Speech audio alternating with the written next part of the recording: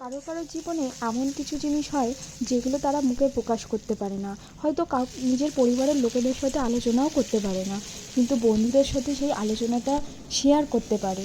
তাই জন্য কিছুটা হলেও মনটা তার হালকা হয়ে যায়। আমি তো করি, তোমরা কি করো? কাউকে ক্ষতি করার জন্য 2 মিনিট টাইম লাগে না, কিন্তু সেই ক্ষতিটা যে তার হতে পারে সে কখনো ভাবনা চিন্তা করে না।